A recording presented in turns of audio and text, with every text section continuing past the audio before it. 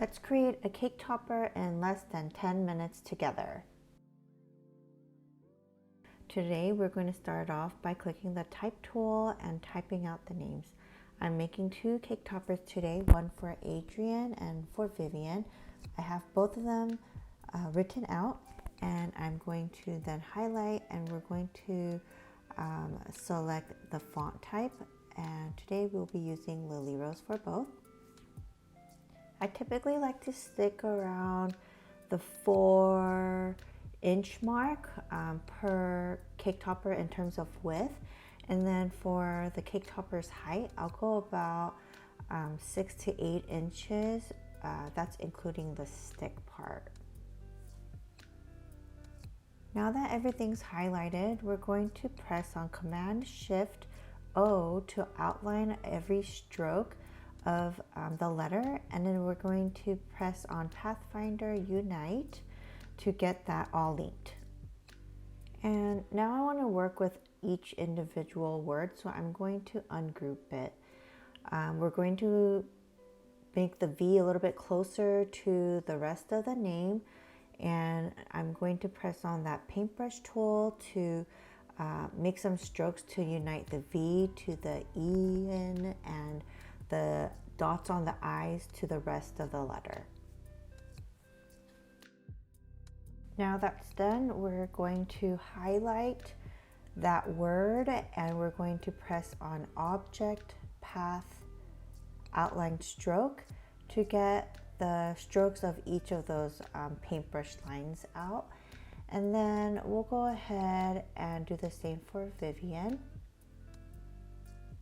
Once we do that, we'll click on the Unite button again on Pathfinder to get all of those strokes combined and it be one cohesive piece. The next step for our cake topper is the stick portion that will be going into the cake. Typically I like to stick around the 0.2 inches in width, and I'll go probably 3 to 5 inches, more so towards the 5. And then go ahead and adjust that stick height to your liking.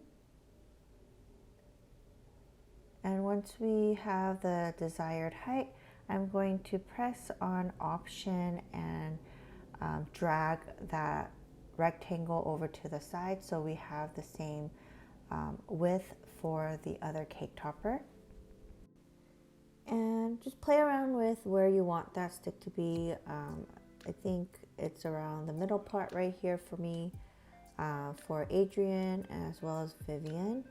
And then I'm going to go ahead and highlight each of the pieces and press on that Unite option to combine the stick to the name. And now we're ready to save this as an SVG file, and we'll go ahead and place it into the Glowforge. Alright, now that we're in the Glowforge, I'm going to set my wood to basswood plywood and use the cut function. I used a proof grade cut, and if you don't know what the settings are for that, here are my settings. I'm using a speed of 170 and full power.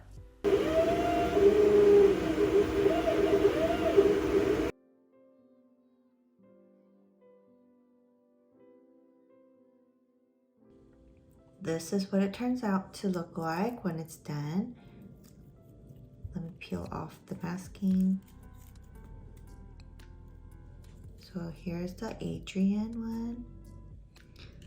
And here's Vivian. I'm going to have to sand this down a little bit. But these are the two cake toppers that we just created. And this is the other one that's going out tomorrow. I'm going to sand the front and also the back so that it eliminates the charring and it makes it a little bit smoother, and then these will be ready for them. I hope you liked this tutorial, and I'll see you on the next one.